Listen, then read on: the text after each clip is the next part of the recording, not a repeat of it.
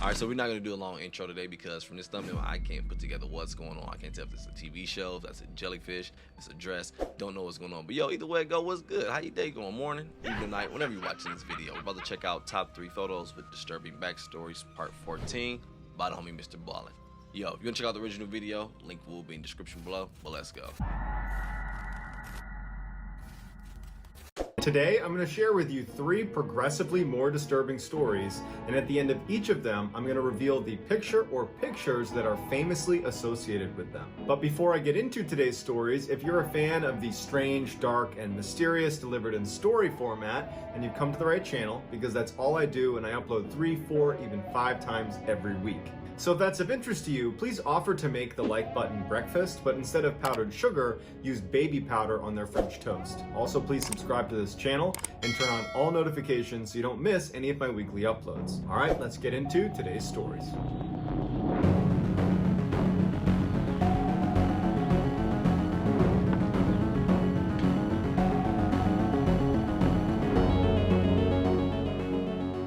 In early August 1945, warfare changed forever when the United States dropped 2 atomic bombs on Japan. These bombs would devastate the cities of Hiroshima and Nagasaki, killing over 100,000 people. America's goals in dropping these 2 bombs was to hasten Japan's surrender and end World War II, as well as avoid any further Allied casualties. But America also wanted to showcase to the world, really the Soviet Union, that it had this new, extremely destructive technology at their disposal. So on August 6, 1945 at 8:15 a.m., the crew of the B-29 bomber Enola Gay dropped the first ever wartime atomic bomb over Hiroshima, Japan. At the time, Hiroshima was a bustling regional hub that served as a military communications center, storage depot, and troop gathering area. When the bomb detonated over Hiroshima, immediately there was this flash of boiling light that scorched everything it touched. The blast burned at 10,000 degrees Fahrenheit, and the 70,000 people that were within 1,600 feet of the initial blast radius were instantly incinerated. After the dust This is one had of those settled, stories I learned about it in school when I was like, I was mind boggled. I think it was like middle school, but I was so confused. Like, how can humans do this to other humans? It was like, it felt unbelievable. Like, yo, good thing this is in a book and this can't really happen. But it's like, as you get older, you start understanding, like, no, it still happened. My bad. I'm assuming everyone knows about this story, right? Maybe you don't. If you don't, I don't know what to tell you. And the 70,000 people that were within 1,600 feet of the initial blast radius were instantly incinerated. After the dust had settled, 5 square miles of the city were just rubble. The Sumitomo Bank was within that blast radius. That morning before the bomb detonated, an elderly resident of Hiroshima had been sitting on the front steps of the bank waiting for the doors to open. They were clutching their walking stick and they had their other arm against their chest right as the bomb exploded. And when it did, they were one of the 70,000 people that were instantaneously vaporized. This Hiroshima shadow, as it's called, is all that is left of this person. Their shadow remained on the front steps of this bank. I know about these photos too, but my bad. Pay attention to school. I hate to keep hitting you with the I know. But look, for real, this is history. Come on now. All right, we're gonna wait till the next story though. My bad. You always say you know, shut. Just because you can't put 2 and 2 together. People be killing me with that kind. You say, nigga, 2 plus 2 equal 4.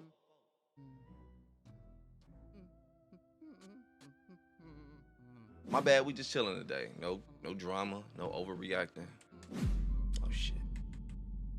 I went back too far. Hold up. Oh my god.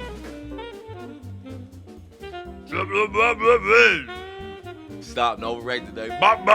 Just one of them songs. Left of this person. Here we go. Their shadow remained on the front steps of this bank for over 20 years before they finally removed that section of the stairs and brought it to a museum. Submarine. In 2008, famous inventor Peter Madsen, along with a former NASA contractor, began... My bad, I didn't hear the year. In 2008, famous inventor Peter Madsen, along with a former NASA contractor, began what they called the ultimate DIY project in Copenhagen, Denmark. Their plan was to build a rocket ship from scratch and then fly it into space. This project made Madsen and his partner kind of like anti-establishment celebrities in Denmark. But by 2014, they still hadn't completed their rocket ship, and in fact, their efforts were stalled because Madsen and his partner had had this really public, nasty falling out, and Madsen had actually left the project and moved literally across the street and set up his own rocket building project with a separate team. 3 years later, in 2017, a freelance journalist named Kim Val, who was staying in Copenhagen with her boyfriend at the One of them gonna really do it, huh? time, rocket building project with a separate team. 3 years later, in 2017, a freelance journalist named Kim Val, who was staying in Copenhagen with her boyfriend at the time, heard about the rival rocket ship makers and wanted to do a story about them. In the 4 years Kim had been a freelance reporter, she had traveled to places like Haiti to write about practitioners of voodoo, to Sri Lanka to document the tourism that goes on their former battlefields from their long civil war, and to Cuba to follow the underground network of people bringing TV and internet culture to the people. Kim was fascinated with what she called the undercurrents of rebellion, and here was just such a story literally down the road from where she was staying. She desperately wanted an interview with Madsen, but he was proving to be very difficult to get in touch with, and as months went on and still no luck, she was starting to lose hope that she would ever get to do this story. But on August 10th, 2017, the day before she and her boyfriend were planning to leave Denmark, she got a text message from Madsen saying that not only would he do the interview, but he would do it that night while riding on his home. Okay, I thought he was gonna say, but you gotta be a test dummy in my rocket. I was about to say, oh. He would ever get to do this story. But on August 10th, 2017, the day before she and her boyfriend were planning to leave Denmark, she got a text message from Madsen saying that not only would he do the interview, but he would do it that night while riding on his homemade submarine. Prior to being known for his rocket building escapades, it was this homemade submarine that really put him on the map of famous inventors. Kim immediately said yes, this is exactly what she was hoping for, and then some. The idea that she got to write from the submarine would only add to the story. Before she left, she asked her boyfriend if he wanted to come along, and he would say that he was really close to wanting to go, but their friends had thrown them this big going away party because they were going to leave the next day. Butterfly effect, you know, in effect. Because I think I would have done it. I think I would have got on. Because it made it all that more exciting. I'd have been thinking like, yo, again, going back to my ignorant mind. Like, man, that's ignorant. That ain't gonna happen to me. No, that's ignorant. South Park, I'm sorry. That's ignorant. But for real though, I would be thinking like, yeah, this is his profession. This is what he does. He's not gonna let nothing happen. That stuff happened in movies and TVs, and I would have got on. And I can tell by the way Mrballen telling the story, it's kind of gonna go down. You wanted to come along. And he would say that he was really close to wanting to go, but their friends had thrown them this big going away party because they were going to leave the next day. And since Kim was already not going to be there, he told her he would stay with all their friends to make sure they weren't too upset, and that she should just go, have a good time, and that he would see her in a few hours when she got back. Kim leaves their apartment and heads down to the dock to meet Madsen. She and Madsen would get on the homemade submarine at 7 p.m., but before going underneath the water, Madsen thought it'd be funny to drive past their apartment so Kim could wave to her boyfriend and all of her friends that were at this party. And so they drive past the apartment. Kim waves to her boyfriend and all the people at their going away party. Her boyfriend would take a couple pictures of her, and then Kim would go back down into the submarine. Madsen would follow her, close the hatch behind them, and disappear into the ocean. Later that night, when Kim still hadn't returned, Kim's boyfriend started to get worried that something could be wrong. They did have a flight very early the next morning, and so it seemed odd that they wouldn't be back by now. And so he took his bike and he went down to the dock and he just waited for them. And by 1:45 in the morning, and still no sign of them. I'm so sorry, dog. I ain't gonna lie, it sounds like some effed up ish happened. It really does. I'm sorry. But at this point, I don't know what's going on. As a man, I'd have been thinking, this nigga fucking my girl in the submarine.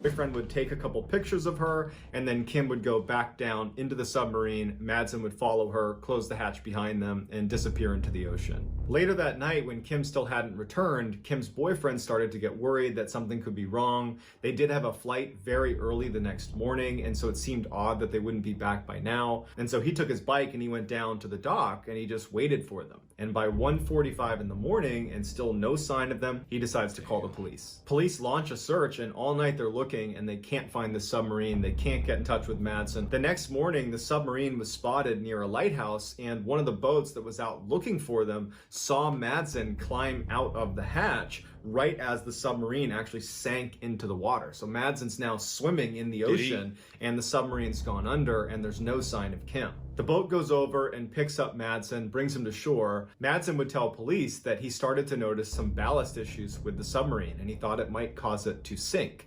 And so he took Kim to the surface and dropped her off at a nearby island. He went back down into the submarine to try to fix the issue. He said he couldn't do it and he was only able to barely escape before the submarine ultimately sank. And if you just go over to that island right over there, you're bound to find Kim. But Kim was never on that island. This is the picture of Kim waving goodbye to her boyfriend and to the goodbye party. So it was right him? after this picture was taken, Kim and Madsen would go down into the... And I ain't gonna lie, at this point, I just ain't using hindsight. I don't ever let my girl do anything by herself with another man. I really don't. I was thinking that, like, damn, like, even though I could tell by the way the story was being told, where it was like he was gonna do it last minute, but he changed his mind.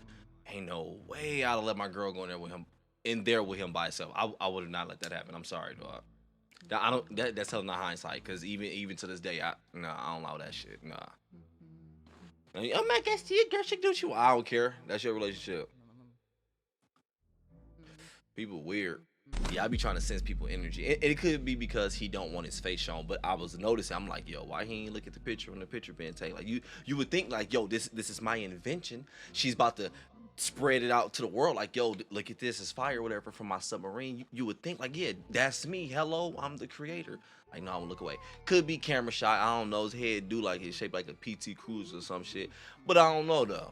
But Kim was never on that island. This is the picture of Kim waving goodbye to her boyfriend and to the goodbye party. Right after this picture was taken, Kim and Madsen would go down into the submarine. Madsen would offer Kim coffee and cookies, and she would sit down in the control area, while Madsen would step away, go into his room, and begin watching videos of women being beheaded on his computer. Shortly after watching those videos, he walked up behind Kim and beheaded her. 1 month later, Kim's torso would wash up on a beach, and her head would be discovered in a plastic bag along with a knife. It's unclear why Madsen did this, but he had previously tried to get other women to take a private ride on a submarine with him. Kim was just the first person to accept. Madsen was given a life sentence. I can tell the way that butterfly effect twist came at me. I was like, yep, this shit about to go sour. Damn, man. Even though it's her job, he probably was like, man, she do this all the time. This is what she do. He could have looked at it that way. Yeah, and actually, to be honest, I probably would say I was using hindsight before. I still don't let my girl do anything. Like, if I know she's about to do some issue and it involves another man got to be involved, yeah, I'm gonna beat her. I still do. But I will say this though, this could be hindsight because, yeah, again, like I mentioned, because of what she do, she's done more dangerous things. So he could have looked at it like, yo, she has done more dangerous things than this. This is what she do. I'm quite sure she got this figured out. Blah blah blah. This is all professional. Could have looked at it that way. He could have looked at it. Let's get to the last story. Freaking prom. That got weird. In 1978, 16-year-old Bridget Geiger was waiting outside her home in Ohio for a boy named Jeffrey to take her to prom. She wasn't particularly excited to go to prom with Jeffrey. He was known to be really nervous around girls, and so she figured it was going to be a pretty awkward date, but nobody else had asked her to go, and she really wanted to go to prom, so she said yes. When Jeffrey showed up, she was immediately disappointed. He was wearing this odd ensemble of vest and bow tie, as opposed to the standard tuxedo that she was anticipating him wearing. And so now they weren't going to match. He was also so nervous that he was visibly shaking and couldn't pin her corsage to her dress. And so Bridget's mom had to come out and put the corsage on. After the corsage was on, Bridget's mom would take a couple of very awkward photos of them kind of stiffly standing in front of her house before they ultimately got in Jeff's car. What was his name again? Oh, I'm thinking of something, but I'm gonna wait before I put my foot in my mouth before I say I knew it. Photos of them kind of stiffly standing in front of her house before they ultimately got in Jeff's car and headed for the prom. When they arrived, Bridget wanted to go on the dance floor to see her other friends to kind of lighten the mood because she was not having a good time with Jeffrey so far. But she did stay with him, and it was clear that Jeffrey hated being at the prom. He hated being around this swarming group of teenagers. Bridget felt kind of bad and said, "Hey, Jeffrey, do you want to go sit down and just grab a bite to eat over at the little food cart they have here?" Jeffrey's very relieved and says, "Yes, I'd love to do that." And the pair leave the dance floor and walk over to the little food court area. As they're about to sit down, Jeffrey pulls the chair out for Bridget. She sits down, he kind of pushes her in like a gentleman, but then instead of sitting down with her, he just walks away without telling her where he's going. Bridget assumed he was just going to the bathroom, but after a really long amount of time had passed, and it was clear he had not just gone to the bathroom, she got up to go look for him. And so she went on the dance floor, she can't find him in the building, and so she goes outside to see if maybe his car's not there anymore. Maybe he just left.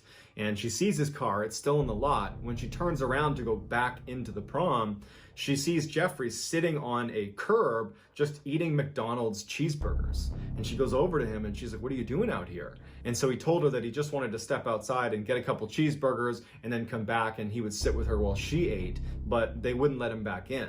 And so he just went and got more cheeseburgers and thought he would wait here until she came outside. And now that she was outside, she couldn't get back in either. So she just says, "Hey, I'd like to just go home." And so Jeffrey is mortified and he tells her, "I'm so sorry. I wanted this to be a nice evening for you. I'm sorry it wasn't." He drives her home. He says goodbye. She walks into her house. He drives off, and that was that. Bridget only saw Jeffrey one more time after that. It was about a week after prom, and Jeffrey actually invited her to come over his house for what he was calling a house party. And Bridget's like, "There's no way this kid's throwing a house party. He can barely stand to be around just me, let alone a crowd of people." But she was polite and said, "Sure, I'd love to come to your house party." She gets there and there's no food, there's no music, there's like 3 people there. And as soon as she walks in, all Jeffrey wanted to do was have a seance and communicate with the devil. She was so immediately creeped out by Jeffrey's behavior that after only a couple of minutes, she just turned around and left his house party and did not see him again. Well, until 13 years later when she would read about him in the newspaper. 13 years later, on July 22nd, 1991, Milwaukee, Wisconsin police spot a man named Tracy Edwards running down the road in handcuffs. They run over to him and they say, "What's going on?" And he says that a man was holding him hostage in his apartment, that he threatened to kill me. I was able to overpower him and escape, and here I am.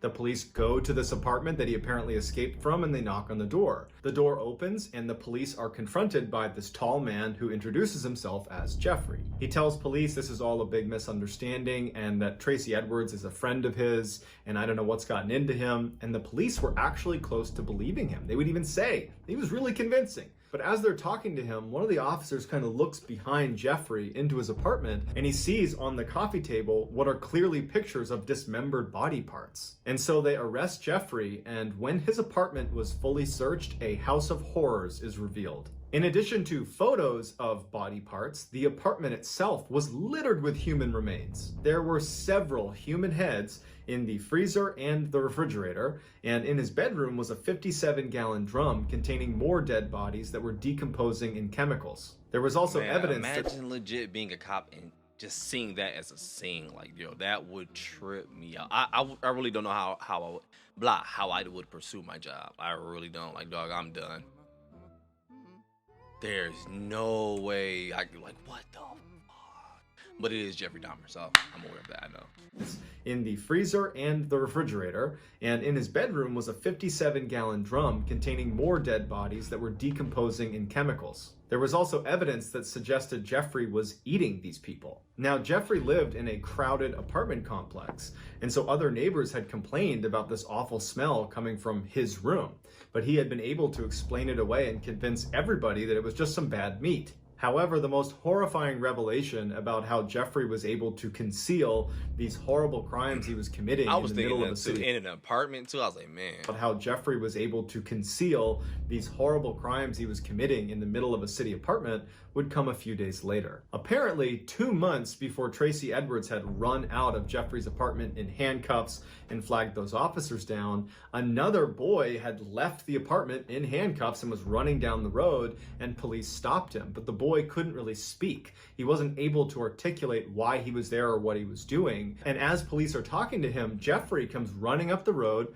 flags the officers down, and thanks them for finding his boyfriend. They had gotten into a lover's quarrel and that everything was just fine. And so the police shrug it off and say, no problem, we'll even give you a ride back to your apartment. And so they drive the boy and Jeffrey back to Jeffrey's apartment. They watch them go inside and the police leave. But if the police had paid a little bit more attention, they would have seen there was a hole drilled in the back of his head. He's in handcuffs, running hysterical. Like, I mean, how much more attention needed to be paid? It was gonna blow past their head regardless. And Jeffrey back to Jeffrey's apartment. They watch them go inside and the police leave. But if the police had paid a little bit more attention, they would have seen there was a hole drilled in the back of his head by Jeffrey. He had been pouring acid into this kid's head to try to control him, and that was why this boy couldn't speak. And as soon as the police let them go back into the apartment, Jeffrey killed the boy, because Jeffrey, Bridget's prom date, turned out to be none other than infamous serial killer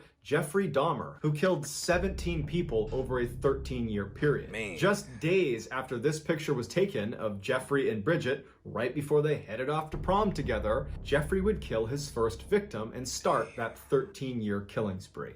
Dahmer was ultimately given a life sentence, but was killed by another inmate. So that's going to do it, guys. Let me know what you thought of these 3 stories in the comments, and I will pin the best comment at the top of the comment section. If you enjoyed today's video and you haven't done this already, please offer to make the... Damn, that second story was some shit, man. I legit thought, I was like, maybe my bad to go back to talking to it. That one legit got me, though. I was like, maybe he legit jumping out because it really was an issue with the submarine, and then she gonna be right behind him. And then when he said that, and well, he was like, oh, and then he told her XYZ, I'm gonna drop you off. That's not, now that I know the story, my bad. That's such some BS. I dropped her off on the island while I went back. Shut the hell up. Hell no. But either way I go, I thought it was gonna be like, all right, maybe he did really do some ish, but about time they get over there, it'd have been, oh, too late, some ish happened, and come to find out it was a snake infested, spider infested island or some ish like that. All right, well, at least it wasn't humans being humans type of ish. Didn't make it any better. But yo, I'm gonna go ahead and get up out of here, though. Definitely rest in peace, man. Definitely. Enjoy your day, though. Morning, evening, night. Click that like button. I appreciate it. I'm out.